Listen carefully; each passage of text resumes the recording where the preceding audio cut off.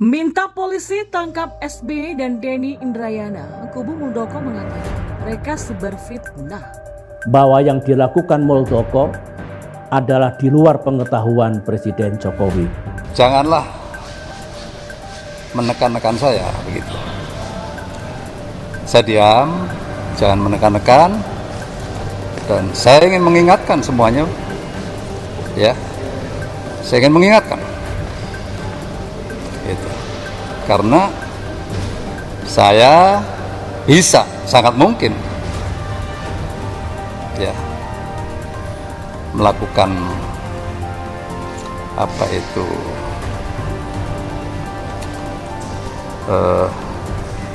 langkah-langkah yang saya yakini. Jadi saya berharap jangan menekan saya, karena seperti tadi saya katakan, saya tidak tahu situasi itu. Dengan apa yang disampaikan oleh Bapak Menko Polhukam, supaya tidak terjadi polemik yang berkepanjangan, tentunya kalau memang dari situasi yang ada ini kemudian memungkinkan sesuai dengan arahan beliau untuk melakukan langkah-langkah penyelidikan untuk membuat terang tentang peristiwa yang terjadi, tentunya kami saat ini sedang merapatkan untuk langkah-langkah yang bisa kita laksanakan untuk membuat semuanya menjadi jelas. Ya, isu Mahkamah Agung akan menyetujui permohonan peninjauan kembali atau PK soal kepemimpinan Partai Demokrat telah ditanggapi oleh kubu Kepala Staf Presiden atau KSP Muldoko. Ini setelah pakar hukum Denny Indrayana mengaku mendapatkan informasi jika MA mengabulkan PK yang diajukan Muldoko. Mengenai itu, Saiful Huda, tim hukum Muldoko, menuduh Denny dan Susilo Bambang Yudhoyono telah melakukan fitnah. Huda juga menyebut keduanya sudah melakukan pembocoran rahasia negara. Menurut Huda, jika klaim tersebut benar, Denny telah merilis informasi yang dikategorikan sebagai rahasia negara. Huda menyimpulkan bahwa SBY dan Denny seolah-olah telah bekerja sama dalam penyebaran informasi tersebut. Apalagi informasi itu tidak hanya terkait dengan hasil PK kepemimpinan Partai Demokrat di MA yang diajukan oleh kliennya, tapi juga mencakup isu perubahan sistem pemilu di MK dan perpanjangan masa jabatan pimpinan KPK. Huda melanjutkan, jika informasi yang disampaikan Denny dan SBY adalah benar, maka keduanya bisa dikenakan tuduhan mengungkapkan rahasia negara. Tindakan tersebut menurutnya bisa dipandang sebagai tindak pidana.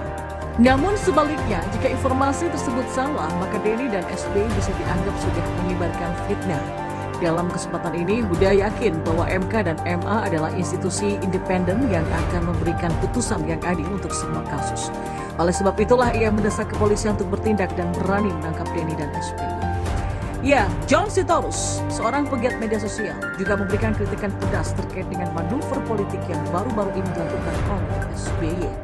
Dirinya menyoroti bagaimana mantan presiden tersebut kembali terjun untuk memberikan kritikannya soal sejumlah masalah terkait dengan politik di Indonesia.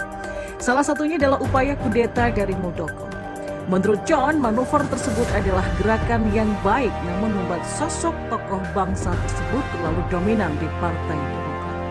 John mengatakan sebaiknya mantan orang nomor satu dalam pemerintah tersebut mulai memberikan kesempatan untuk bersinar kepada AHY. John yakin partai berlambang bintang Mercy ini tidak akan bisa diambil oleh Muldoko. SBY gak perlu sampai paranoid hingga menutup kesempatan untuk memperlihatkan ketegasan dari AHY. Pengamat politik ini berharap ada sikap legowo dari SBY.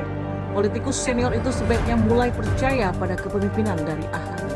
Jangan one man show, baru digelitik langsung takut anaknya jatuh. Diketahui Ketua Majelis Tinggi Partai Demokrat SBY khawatir partai yang menaunginya benar-benar akan diambil alih oleh imbas peninjauan kembali atau PK Muldoko. Kader Partai Demokrat Yan Harahap juga mengomentari perihal mantan Presiden SBY yang menyinggung soal peninjauan kembali atau PK yang diajukan oleh KSP Muldoko. Menanggapi hal tersebut, Yan mengaku kerap mendapatkan pertanyaan terkait keberanian Muldoko berupaya merebut Partai Demokrat. Pasalnya, Ketua Majelis Tinggi partai itu, yakni SBY, adalah orang yang pernah mengangkat harkat dan martabat Muldoko dengan menjadikannya sebagai kasat dan panglima TNI. Menurutnya, alasan dibalik keberanian Muldoko itu karena ada pihak yang membackingi, bahkan backingan tersebut bisa dikategorikan backingan penuh. Itu dikarenakan seorang atasan yang baik tentu tidak mungkin membiarkan bawahannya membuat gaduh, apalagi dengan melakukan pembegalan terhadap